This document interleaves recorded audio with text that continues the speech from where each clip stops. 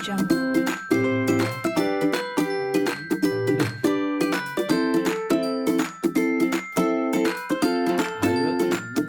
Audio Jungle. Audio Jungle.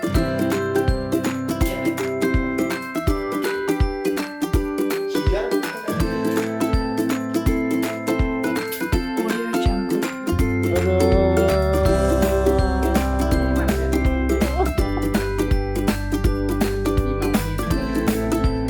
Audio Jungle.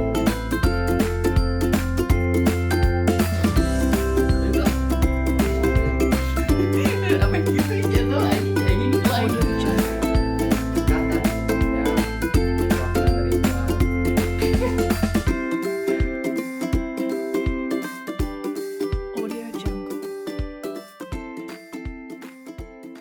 Assalamualaikum warahmatullahi wabarakatuh. Kami dari kelompok pemuda dan sosialisasi yang beranggotakan 4 orang, yang dimana ada saya sendiri, Yansa Nursani, yang kedua ada Muhammad Adam Yanwar, Assalamualaikum warahmatullahi wabarakatuh. yang ketiga ada Muhammad Aksal, Assalamualaikum. dan yang terakhir ada Muhammad Hussein. Assalamualaikum warahmatullahi wabarakatuh. Saya di sini akan memaparkan mengenai pemuda dan permasalahannya. Pemuda adalah generasi penerus yang dimana di pundaknya dibebani dengan bermacam harapan.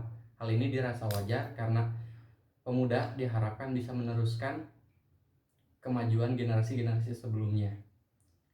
Pemuda memiliki banyak sekali perkembangan dan memiliki dilihat dari secara psikis, pemuda mengalami perkembangan secara emosional. Hal ini harus diarahkan agar pemuda bisa menjadi pemuda yang bisa meneruskan generasi penerus yang lebih baik dari sebelumnya. Adapun masalah-masalah generasi muda sebenarnya ada banyak, hanya saja saya akan memaparkan dua. Yang pertama adalah menurunnya jiwa nasionalisme, idealisme, dan patriotisme di kalangan masyarakat. Yang kedua adalah ketidakpastiannya akan pemuda terhadap masa depannya sendiri.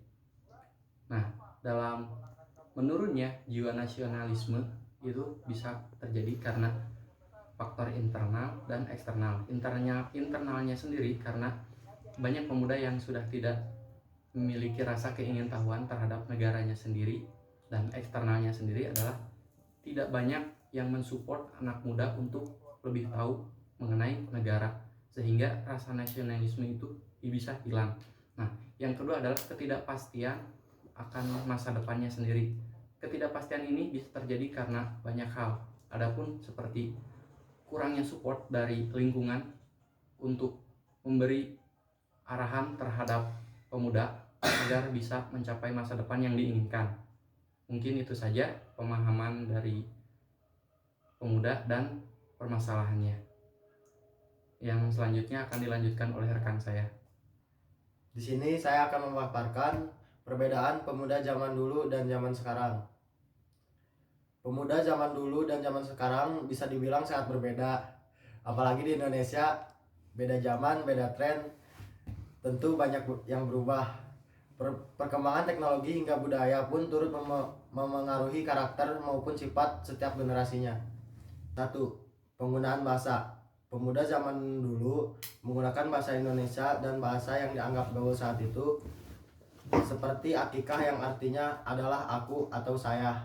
Sementara pemuda zaman sekarang sering menggunakan bahasa yang sulit teridentifikasi baik secara verbal maupun non-verbal, serta mencampur adukan bahasa Inggris dan bahasa Indonesia. 3. Pengambil foto. Pemuda zaman dulu lebih sering melakukan foto bersama menggunakan kamera belakang dengan gaya sederhana yang diseragamkan. Foto dilakukan dengan jumlah secukupnya. Sementara pemuda zaman sekarang melakukan foto selfie dengan berbagai gaya, mulai dari memiringkan kepala hingga memanyunkan bibir yang diambil dari berbagai sudut. 4. Kepribadian dan sopan santun. Kepribadian pemuda zaman dulu dan zaman sekarang juga bisa dibilang sangat berbeda. Begitu pula soal sopan santun. Dulu remaja berbicara pada orang tua dengan nada yang sangat sopan, sedangkan zaman sekarang tak jarang banyak pemuda yang tidak menjaga kepribadian dan sopan santun, terutama kepada orang-orang yang lebih tua. Sosialisasi. Dalam bersosialisasi, generasi dahulu lebih banyak bertemu langsung. Mungkin beberapa sobat lebaran masa kecilnya pada tahun 1990-an masih ingat setiap sore akan berkunjung ke rumah temannya untuk mengajak bermain bersama. Memiliki sahabat pena dan mengirim kartu ucapan entah itu lebaran apa ulang tahun. Namun kini sosialisasi dilakukan melalui sosial media, bercengkrama di Twitter, mengucapkan ulang tahun di wall Facebook, atau asik bercerita melalui story WhatsApp. Saya di sini akan menjelaskan tentang pengertian sosialisasi. Sosialisasi adalah sebuah proses penanaman atau transfer kebiasaan atau nilai dan aturan dari satu generasi ke generasi lainnya dalam sebuah kelompok atau masyarakat. Sejumlah sosiolog menyebut sosialisasi sebagai teori mengenai peranan role theory, karena dalam proses sosialisasi diajarkan peran-peran yang harus dijalankan oleh individu. Di sini saya akan menjelaskan tentang tahapan sosialisasi. Yang pertama ada tahapan persiapan, tahapan meniru, tahapan siap bertindak, dan yang terakhir itu tahapan penerimaan norma kolektif. Yang pertama, tahapan persiapan. Tahapan ini dialami manusia sejak dilahirkan, ketika seorang anak mempersiapkan diri untuk mengenal dunia sosialnya, termasuk untuk memperoleh pemahaman tentang diri. Pada tahapan ini juga, anak-anak mulai melakukan kegiatan meniru meski tidak sempurna. Contoh, kata makan yang diajarkan oleh ibu kepada anaknya yang masih balita. Makna kata tersebut juga belum dipahami dengan tepat oleh anak. Lama-lama anak memahami secara tepat makna kata makan tersebut dengan cara menghubungkannya dengan kenyataan yang dialaminya. Yang kedua, tahapan meniru. Tahapan ini ditandai semakin sempurna seorang menirukan peran yang dilakukan oleh orang dewasa.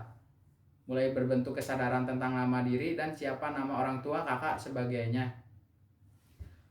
Anak mulai menyadari tentang apa yang dilakukan seorang ibu dan apa yang diharapkan seorang ibu dari anak. Dengan kata lain, kemampuan untuk menempatkan diri pada posisi orang lain juga mulai terbentuk pada tiap ini.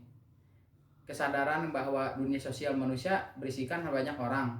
Sebagian dari orang tersebut merupakan orang-orang yang dianggap penting bagi pembentuk dan pertahanan diri, yakni dari mana anak menyerap norma dan nilai. Yang ketiga, tahapan siap bertindak. Peniruan yang dilakukan sudah mulai berkurang dengan digantikan oleh peran yang secara langsung dimainkan sendiri.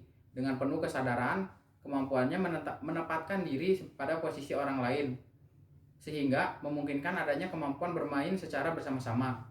Bila dia mulai menyadari adanya tuntunan untuk bekerja sama dengan teman-temannya. Pada tahapan ini, lawan berinteraksi semakin banyak dan hubungannya semakin kompleks.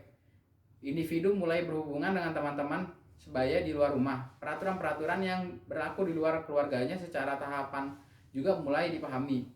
Bersama dengan ini, anak mulai menyadari bahwa ada norma-norma di luar keluarganya. Tahapan 4 ke tahapan penerimaan norma kolektif. Pada tahapan ini, seorang telah dianggap dewasa. Dia sudah dapat menempatkan dirinya pada posisi masyarakat secara luas. Dengan kata lain, ia dapat bertegang rasa tidak hanya dengan orang-orang yang berinteraksi dengannya, tetapi juga dengan masyarakat luas. Manusia dewasa menyadari pentingnya peraturan, kemampuan yang bekerja sama bahkan dengan orang lain yang tidak dikenalnya secara mantap. Manusia dengan perkembangan dirinya pada tahapan ini telah menjadi warga masyarakat dalam arti sepenuhnya.